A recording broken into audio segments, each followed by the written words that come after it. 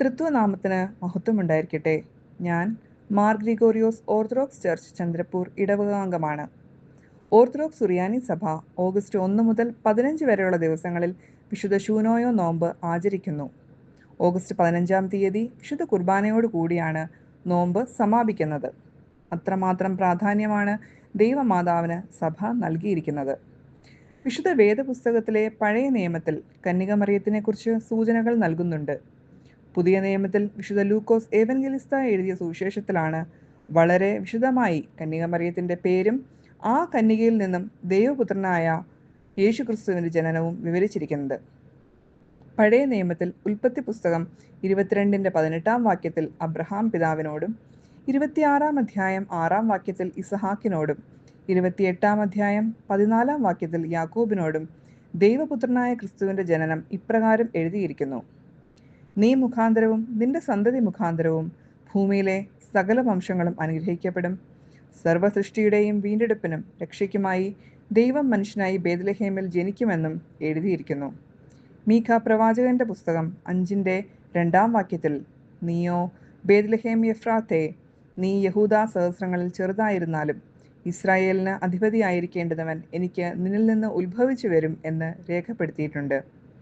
ദൈവപുത്രന്റെ ജനനം കന്യകയിൽ കൂടി ആയിരിക്കും എന്ന് യെശയ്യാ പ്രവാചകന്റെ പുസ്തകം 7-14 വാക്യത്തിൽ, കന്യക ഗർഭിണിയായി ഒരു മകനെ പ്രസവിക്കും, അവന് ഇമ്മാനുവേൽ എന്ന് പേർ വിളിക്കും എന്നും എഴുതിയിരിക്കുന്നു.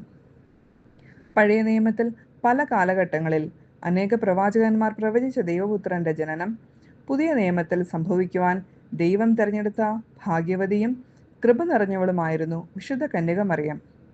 വിശുദ്ധ ലൂക്കോസ് ഏവൻഗലിസ്ത എഴുതിയ സുവിശേഷം 1-28 മുതൽ 36 വരെയുള്ള വാക്യങ്ങളിൽ, സ്വർഗീയ ദൂതനായ ഗബ്രിയേൽ മാലാഖ വീടിനുള്ളിൽ പ്രാർത്ഥിച്ചുകൊണ്ടിരുന്ന മറിയം എന്ന കന്യകയുടെ അടുക്കൽ ചെന്ന്, കൃപ ലഭിച്ചവളെ, നിനക്ക് വന്ദനം, കർത്താവ് നിന്നോട് കൂടെയുണ്ട്, നീ ഗർഭം ധരിച്ച് ഒരു മകനെ പ്രസവിക്കും, അവന് യേശു എന്ന് പേർ വിളിക്കണം.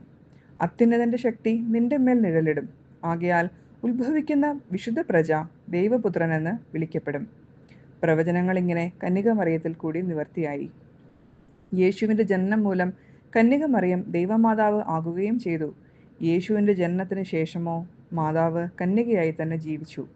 യെഹസ്കേൽ പ്രവാചകന്റെ പുസ്തകം 43-1-2, 44-1-2 വാക്യങ്ങളിൽ ഇത് സൂചിപ്പിക്കുന്നുണ്ട്. യഹോവ എന്നോട്, ഇസ്രായേലിന്റെ ദൈവമായ യഹോവ അതിൽ കൂടി അകത്ത് കടന്നതുകൊണ്ട് ആ ഗോപുരവാതിൽ അടച്ചിരിക്കണം എന്ന് എഴുതിയിരിക്കുന്നു. കൂടാതെ പുറപ്പാട് പുസ്തകം 3-2-3 വാക്യങ്ങളിൽ തീയിൽ വെന്തുപോകാതെ കത്തിക്കൊണ്ടിരിക്കുന്ന മുൾപ്പടർപ്പ് വിശുദ്ധ കന്യക മറിയാമിന്റെ ഉദരത്തിൽ ദൈവപുത്രൻ ഉരുവായതും കത്തുന്ന തീ അവളുടെ ജീവിത വിശുദ്ധിയും സൂചിപ്പിക്കുന്നു. അവിടെ വെച്ച് മോശയോട് ദൈവം പറയുന്ന കൽപ്പന, നീ നിൽക്കുന്ന സ്ഥലം വിശുദ്ധ ഭൂമിയാകയാൽ കാലിൽ നിന്നും ചെരുപ്പ് അഴിച്ചുകളക എന്നാണ്. മറിയം യേശുവിന്റെ ജനനത്തിന് ശേഷവും കന്യകയായിരുന്നുവെന്നും അവൾ വിശുദ്ധയായി ജീവിച്ചുവെന്നും ഇത് സൂചന നൽകുന്നു. പ്രവാചകന്മാരായ ഹാനോക്ക്, ഏലിയ എന്നീ വിശുദ്ധന്മാരെ പോലെ ദൈവമാതാവായ വിശുദ്ധ കന്യക മറിയാമും സ്വർഗത്തിലേക്ക് ഉടലോടെ എടുക്കപ്പെടുകയും നമുക്ക് വേണ്ടി പ്രാർത്ഥിക്കുകയും ചെയ്യുന്നു. വെളിപാട് പുസ്തകം 12-1-17 വാക്യങ്ങളിൽ വിശുദ്ധ കന്യക മറിയത്തിന്റെ സ്വർഗത്തിലെ ഇപ്പോഴുള്ള സ്ഥാനം സൂചിപ്പിക്കുന്നു. അങ്ങനെ വിശുദ്ധ കന്യക മറിയത്തെ പോലെ വിശുദ്ധ ജീവിതം നയിക്കുവാൻ നമുക്കും ഭാഗ്യം ലഭിക്കട്ടെ എന്ന് പ്രാർത്ഥിച്ചുകൊണ്ട് എൻ്റെ ഈ വാക്കുകൾ ഉപസംഹരിക്കുന്നു. ദൈവം നമ്മെ എല്ലാവരെയും അനുഗ്രഹിക്കട്ടെ.